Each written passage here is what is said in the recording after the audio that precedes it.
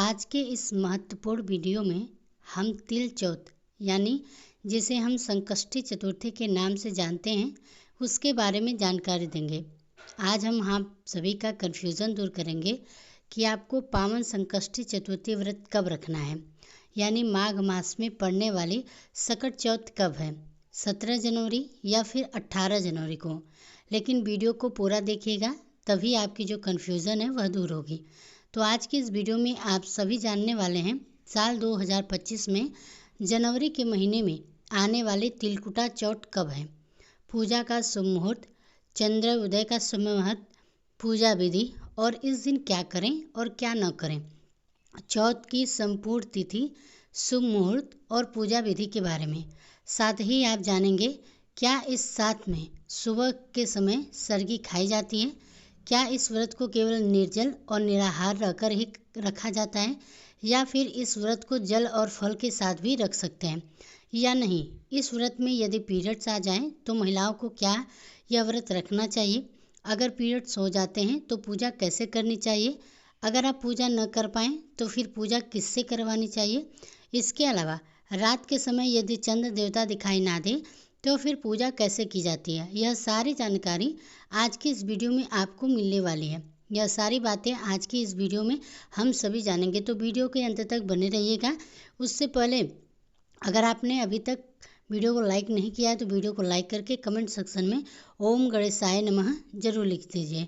देखिए, सकट चौथ का व्रत हर वर्ष माघ मास के कृष्ण पक्ष की चतुर्थी तिथि के दिन रखा जाता है और जो यह व्रत है भगवान गणेश को समर्पित होता है।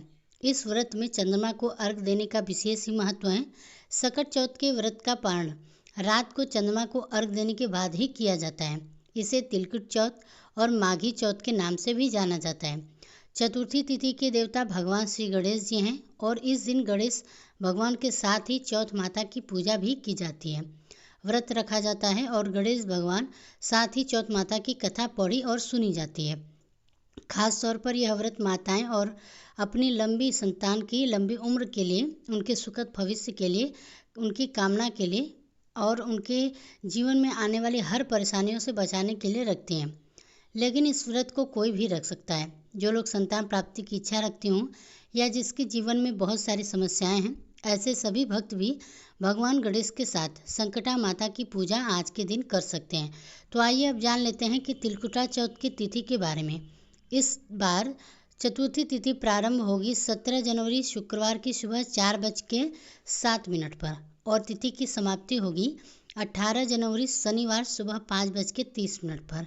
इसलिए इस बार सकट चौथ का जो व्रत है 17 जनवरी दिन शुक्रवार को ही रखा जाएगा। सकट चौथ के व्रत में सुबह से लेकर रात तक व्रत रखा जाता है। रात के समय भगवान गणेश को तिल, गुड़, मोदक और मूंगफली आदि का भोग लगाकर प्रसाद रूप में ग्रहण किया जाता है। 17 जनवरी शुक्रवार को सूर्योदय होगा सुबह 7:14 पर, वहीं सूर्यास्त शाम 5:59 पर होगा। उसी समय जो ब्रह्म मुहूर्त का समय है सुबह 5:37 से लेकर 6:25 तक रहेगा। सकट चौथ के दिन इस बार सर्वार्थ सिद्धि योग भी बन रहा है, जिसमें सरयोग योग पूरा दिन रहने वाला है। बाद में मध्यरात्रि 12:57 पर समाप्त होगा। इसके बाद में शोभन शुभ योग प्रारंभ हो गया। अमृतकाल सुबह 10:01 से 11:53 तक रहेगा। राहु काल सुबह 10:30 से लेकर दोपहर 12 बजे तक रहेगा। अब आइए जान देते हैं पूजा के उत्तम मुहूर्तों के बारे में। तो देखिए, सकट चौथ की पूजा का जो शुभ मुहूर्त है सुबह का, वह रहेगा सुबह 5:54 से लेकर 7:15 तक। शाम की पूजा का जो मुहूर्त रहने वाला है शाम 5:48 से लेकर 7:09 तक। इसके अलावा अभिजीत मुहूर्त यानी कि दोपहर में समय में भगवान गणेश जी की पूजा की जाती है, कथा का श्रवण किया जाता है। तो अभिजीत मुहूर्त दोपहर 12:15 से लेकर 12:58 तक रहने वाला है। अभिजीत मुहूर्त में की गई पूजा बहुत ही जल्दी सफल होती है। चंद्रोदय होगा रात को 9:01 पर। तो सकट चौथ के दिन रात को चंद्र देवता को अर्घ दिया जाता है और इस समय के बाद में आप कभी भी अर्घ देकर अपने व्रत का पालना कर सकते हैं। वैसे तो भगवान गणेश को भोग में लड्डू, मोदक, दुर्वा आदि बहुत ही प्रिय है, लेकिन आज की चौथ में खास तौर पर गणपति भगवान को तिल और गुड़ से बने लड्डुओं का, मिठाइयों का भोग लगाया जाता है और उनका दान भी किया जाता है। शाम के समय चंद्र देवता की पूजा करके जब आप उपवास खोलें तो सबसे पहले प्रसाद के रूप में तिल और गुड़ से लड्डू का ही प्रसाद ग्रहण करके फिर उपवास खोला जाता है। सबसे पहले ब्रह्म मुहूर्त में उठकर स्नान आदि से निवृत्त होकर साफ स्वच्छ वस्त्र धारण कीजिएगा। पूजा में काले या भूरे रंग के वस्त्रों का प्रयोग आपको नहीं करना चाहिए। सूर्य देवता को जल अर्पित करके फिर हाथ में जल या पुष्प लेकर व्रत रखने का संकल्प लिया जाता है। जो लोग भी किसी भी कारणवश व्रत रखने में समर्थ ना हो तो वो केवल पूजा भी कर सकते हैं। कई जगह पर इस व्रत को निराहार और निर्जल रहकर रखा जाता है। तो ऐसे में बात आती है कि क्या इस व्रत में सरगी खाई जाती है? हमारे यहाँ पर सरगी खाने का कोई नियम तो नहीं है, लेकिन इस व्रत में जल और फल ग्रहण किया जाता है। केवल एक समय चाय या फिर जल रखकर भी इस व्रत में ले लिया जाता है। लेकिन सुबह के समय यदि आपने यहाँ सरगी खाई जाती है तो नमक का प्रयोग करने से आपको बचना चाहिए। बहुत ज़्यादा मीठी वस्तु है, आपको खाने से बचना चाहिए। हो सके तो केवल फल या कुछ ड्राई फ्रूट्स या फिर फलों का जूस भी आपको सरगी में लेना चाहिए, अन्यथा नहीं लेना चाहिए। इस दिन शाम से पहले तिल और गुड़ का सेवन नहीं करना चाहिए। शाम की पूजा में जब भोग लगाया जाता है उसके बाद ही तिल और गुड़ का सेवन किया जाता है। तो जो लोग जल या फल के साथ इस व्रत को रखते हैं उन्हें इस व्रत का ध्यान रखना चाहिए। तो ऐसे में यदि आप चाहें सुबह की पूजा एकदम साधारण तरीके से करके व्रत का संकल्प लेकर ले सकते हैं और दोपहर के समय खास तौर पर अभिजीत मुहूर्त के समय भगवान गणेश की विधि विधान से पूजा करें। उस समय आप व्रत की कथा पढ़ सकते हैं और सुन सकते हैं। मंत्रों का खास तौर पर जप किया जाता है, जैसे कि ओम गणपति नमः। इस मंत्र का 108 बार जाप किया जाता है। धूप दीप जलाकर आरती की जाती है। वह दोपहर के समय भी कर सकते हैं और दोपहर के समय अगर आपके यहाँ कथा सुनने का रिवाज नहीं है, शाम के समय ही कथा सुनी जाती है, तो केवल दिन में एक बार भी आप कथा सुन सकते हैं। दिन भर भगवान गणेश जी का ध्यान करते हुए आपको व्रत रखना चाहिए, क्योंकि भगवान गणेश जी भगवान शिव और माता पार्वती की जैसे ही ऐसे में पूरे शिव परिवार की पूजा करनी चाहिए थी। संभव हो तो आसपास के किसी शिव मंदिर में जाकर वहाँ पर आपको भगवान गणेश जी के और शिवलिंग या पूरे शिव परिवार का पूजन करना चाहिए।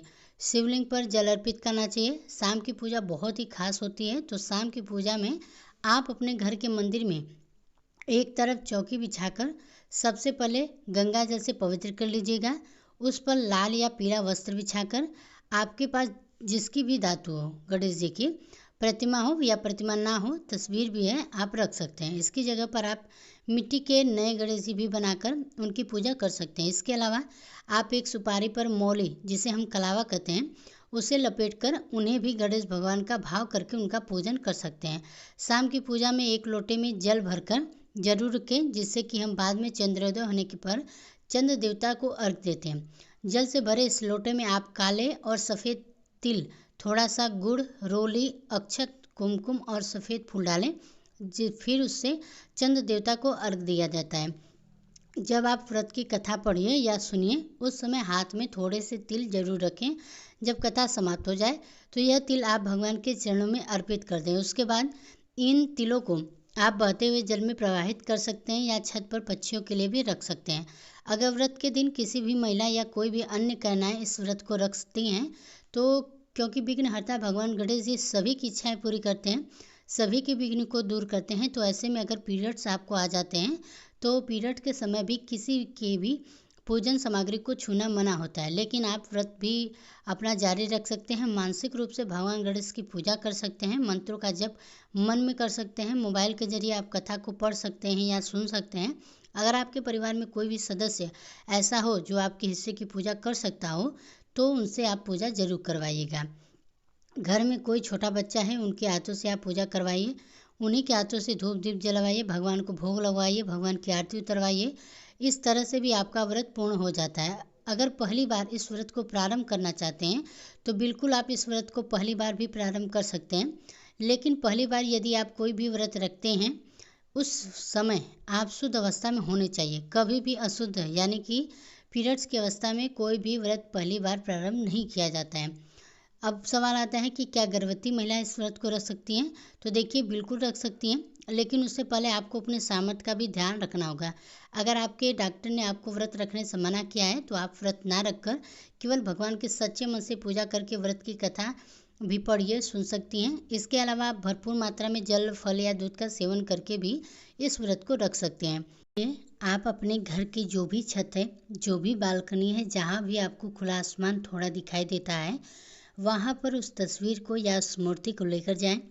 फिर जल के लोटे से चंद्र देवता को अर्घ दिया जाता है। अर्घ देते समय ओम श्री चंद्राय नमः या ओम श्री चंद्रमणम नमः इस मंत्र का 3 बार जप करके अपनी ही जगह पर खड़े होकर 3 बार परिक्रमा की जाती है। चंद्र देवता की कृपा से दाम्पत्य जीवन सुखी होता है। यदि किसी का मन अशांत रहता हो, मानसिक तनाव बना रहता हो, तो वह सभी समस्याएं भी चंद्र देवता की कृपा से दूर हो जाती है। अगर किसी की कुंडली में चंद्र दोष हो तो वह भी दूर हो जाता है। कहते हैं कि चतुर्थी के चंद्रमा का दर्शन बहुत ही शुभ होता है, लेकिन एक चतुर्थी ऐसी है जिसमें भूल से भी चंद्र देवता के दर्शन नहीं किए जाते हैं। वह होती है भाद्रपद मास की चतुर्थी तिथि। इसके बारे में एक बहुत ही रोचक कथा प्रचलित है। तो इस तरह से सकट चौथ का व्रत पूर्ण होता है, क्योंकि यह चौथ बहुत ही बड़ी चौथ होती है। यदि आप छोटी सी छोटी वस्तु का दान करते हैं तो उसका भी कई गुना फल आपको प्राप्त होता है। तो अपनी सामर्थ्य के अनुसार आप तिलकुट का दान तो कर ही देंगे।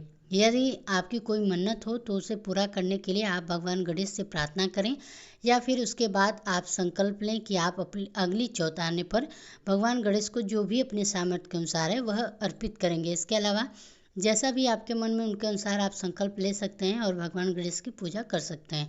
जब भी आप कोई मन्नत ले तो एक चुंदरी में आप गांठ लगाकर मन्नत पूरी होने के लिए भगवान से प्रार्थना करनी चाहिए। उस चुनरी सहित आपको मंदिर में भगवान गणेश जी को अर्पित कर देनी चाहिए।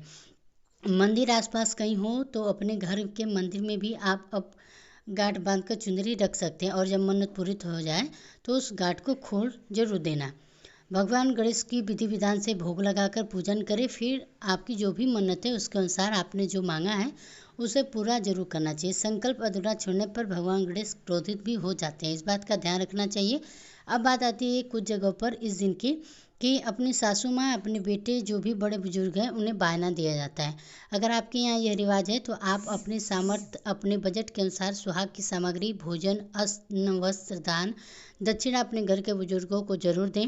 इस दिन जो भी लोग व्रत रखते हैं उन्हें अपने घर के सभी बड़ों का पैर छूकर आशीर्वाद लेना चाहिए, क्योंकि यह बच्चों के लिए व्रत रखा जाता है। तो ये जहाँ तक हो सके आपको आज के दिन जो कथा पढ़नी या सुननी है वह बच्चों को पास बिठाकर उन्हें भी सुनानी चाहिए। उनसे भी भगवान गणेश का भजन पूजन, उनके हाथों से भगवान गणेश को तिलकुट का भोग लगाना चाहिए। कई जगह पर तिलकुट का बकरा बनाकर उनकी बलि परिवार के ही किसी बालक से दिलवाई जाती है, फिर उसे प्रसाद के रूप में सभी लोगों में बांटकर खुद भी ग्रहण किया जाता है। अगर आपके यहाँ ऐसा कोई रिवाज है तो आप भी ऐसा कर सकते हैं। आज के दिन व्रत खोलते समय सबसे पहले प्रसाद खाकर व्रत खोला जाता है। कुछ जगह पर केवल मीठा भोजन किया जाता है। जरूरी नहीं है कि आप केवल मीठा भोजन ही करेंगे।